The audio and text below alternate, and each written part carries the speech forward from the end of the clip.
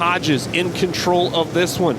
He will fire as Stormy Scott may have jumped that one. We'll see if that one sticks. The pole setter starts the race as Hodges will show in that second spot. Here comes Chad Simpson, but the caution is out. I've got a feeling Stormy Scott's going to go back a row on this one.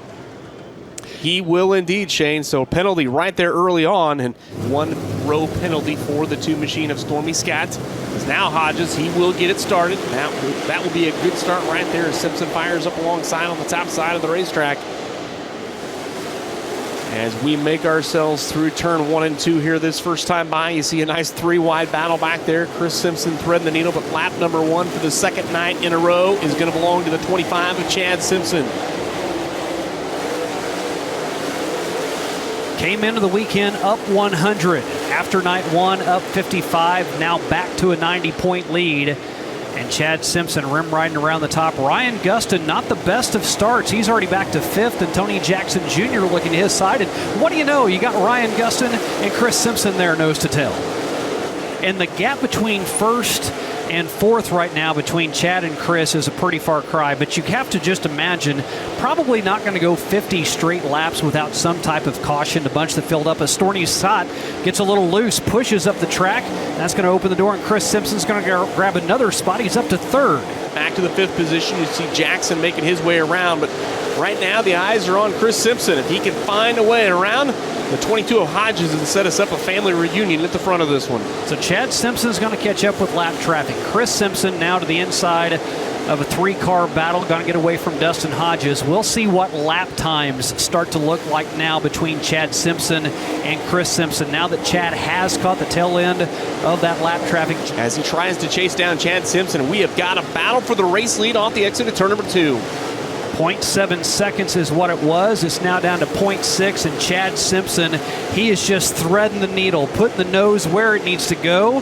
He's caught up with Oberkramer, has John Benning to the inside, going to split the wicket there, and Chris Simpson, he's trying to find that brown grip underneath John Benning, find it all the way down on the bottom of the track to get around him. That lead is now down to a 1/10 of a second last time by. Chad Simpson finding his way through, but Chris Simpson's caught up with him. Right now, Chad Simpson's best friend has been lap traffic. It's allowed him to continue to put a car between himself, and literally 1 car between himself and Chris Simpson. As right now it's Tyler Kuykendall in the 15 machine, but there goes the move by Chris Simpson. He will drive down to the inside at turn number 3.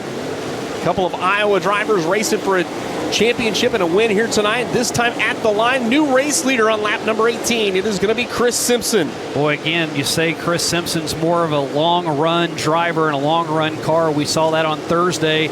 I wouldn't say 19 laps is a long run. He got to the front in a hurry. And now Stormy Scott looking to take over second to the inside of Chad. Scott right there. He started on the outside front row, had an early race penalty, but now goes to the inside of Chad Simpson. You got to remember, these are valuable championship points. Right now, Chris Simpson looking to gain 20 championship points if he can hold on and win this one here tonight. So every position that Chad Simpson potentially drops back is going to be some valuable championship points as we head into next week's finale. As Stormy Scott looks to go down to the inside, Jeff Herzog right there in the crosshairs of this battle as we are halfway home here in the Fall Nationals finale. Chris's lead getting bigger. He is adding about 0.2 of a second every single lap. It is now up to 1.8 over Chad. And now Stormy Scott around Chad. Stormy Scott up to second. He's got lap traffic in front of him, and Stormy Scott bearing down on him. He cuts it down to 2 car lengths. Couple of lap cars still into play in this one as we've got 4 laps to go.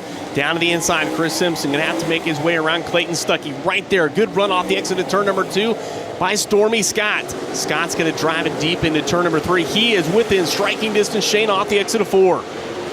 Getting so much closer, but he is running out of laps.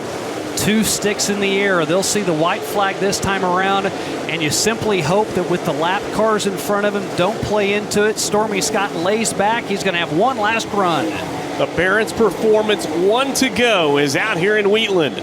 Final time around, a big night if he can hang on, as he's got to get on the throttle on and off right there, right behind the 31 of Cole Hinson.